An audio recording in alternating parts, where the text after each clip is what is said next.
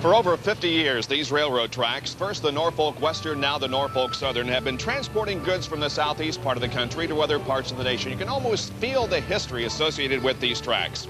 At the same time, there's a piece of real estate about 25 feet from these railroad tracks that also represents another part of Americana. First built as a dirt track in 1947, now it's one of the finest pavement tracks in the country. Here's Dr. Jerry Punch. For nearly 4 decades, the fans have enjoyed coming to this picturesque facility in Martinsville, Virginia. From its manicured grass to its brightly painted curbs, promoter H. Clairol's has strived to build one of America's premier short-track showplaces. But don't let looks fool you. With just 12 degrees of banking and a combination of concrete and asphalt in the turns, this track is one of the toughest. It takes a very special man to conquer this place. One man has done that 15 times. Well, Jerry, of course, you were talking about the king. 54-year-old Richard Petty won his first race on pavement right here at Martinsville in 1960. His 15th win here coming in 1979. But the guy's been tearing it up. He's 3 years younger than Richard, and he's standing by with a couple of younger drivers. Here's a fella everyone's talking about. 3 Winston Cup victories in a row, Harry Gant. Hey, Harry, I got my uniform. Can I drive? If the seatbelt will reach around you. What do you mean if the seatbelt reach? I used to drive this car, you know. You know, I think you've eaten too many tomato sandwiches since then. Well, what about Ned? Hey, wait a minute, fellas. I can get in my uniform here. I'd like to get in this thing here. I'm still in my 50s, and I believe I could drive this thing. Okay. I'll watch it today. I tell you, I think it'd be fun. Wait a look. Pardon me, fellas. Harry, I understand this here's a fountain of youth. I wonder if I could take a couple out for you. Know Hey, I was your first. Get out of here. I was your first. Get out of here.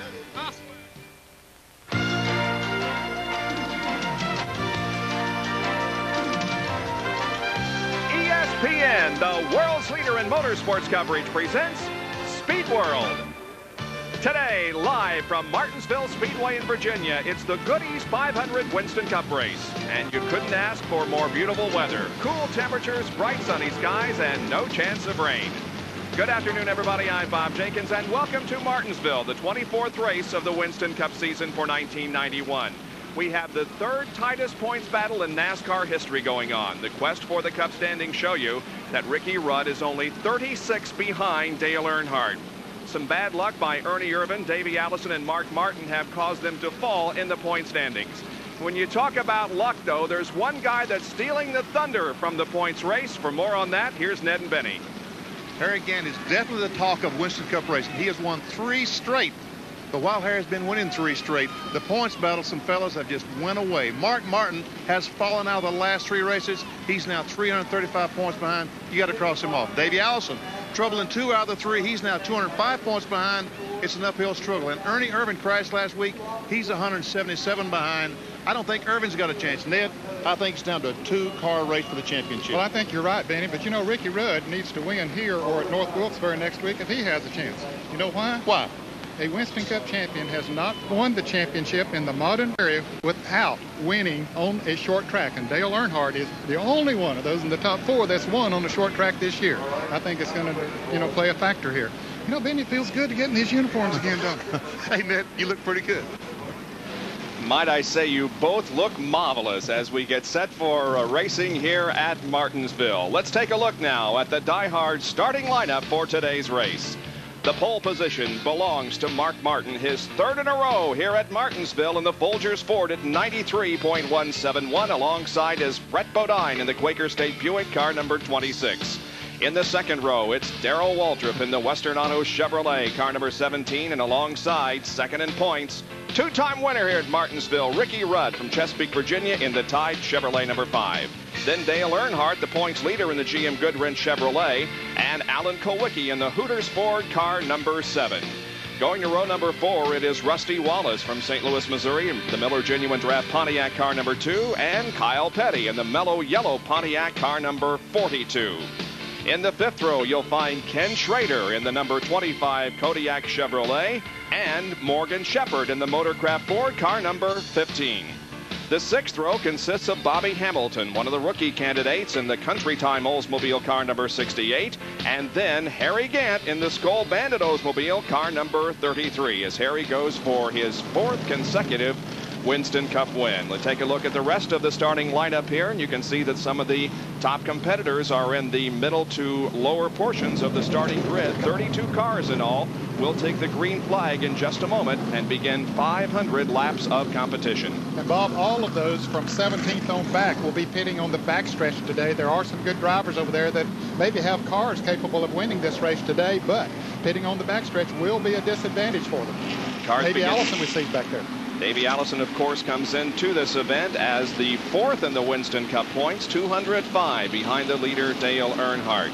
There's Richard Petty, who begins in row number 15, and Ted Musgrave, and Sterling Marlin, who both took provisionals to get into the starting lineup.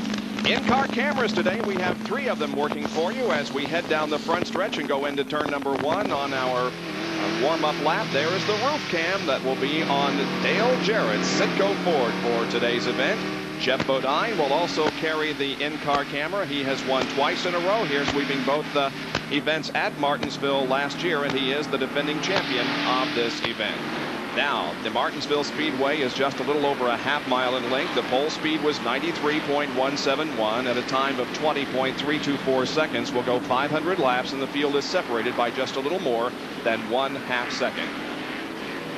The pits are on both the front stretch and the back stretch here at Martinsville. And as Ned told you, the first 16 will be on the front stretch and the rest of the field on the back stretch. In turns number 1 and 2, the banking is at 12 degrees, not much of a bank. And in turns 3 and 4 also, the turns are banked at 12 degrees, and the banking on the straightaway, well, there is none. They're being led down the pit area on the backstretch, and the speed limit is 35 miles an hour this afternoon. That's the back pits that Ned was talking about just a moment ago. 16 cars parking back there. What's the matter with Kowicki? I think he maybe just stopped to get his steering wheel straight. They can take the steering wheel off. They can take the steering wheel off and can slide the wheel off, put it back on where they want it. And most of these drivers want the spokes lined up so they know where the wheel is straight ahead. I think he might have also been confused by the fact that the field went down through the pit area in the backstretch. He wasn't in a position to do that. Yeah, and he's just waiting for the field to catch up. That's to right. what he's doing there on the backstretch. So Alan Kowicki gets lined up beside Dale Earnhardt. He's one of those drivers pitting on the front stretch, so he says there's no point in me going down the pit road on the back stretch. I'll just catch them when they come by. But the speed limit is the same on both the front stretch and the back stretch, 35 miles an hour. We have a tremendous crowd on hand here today, and as I said, you just could not ask for finer weather. It is cool outside. The sun is shining bright.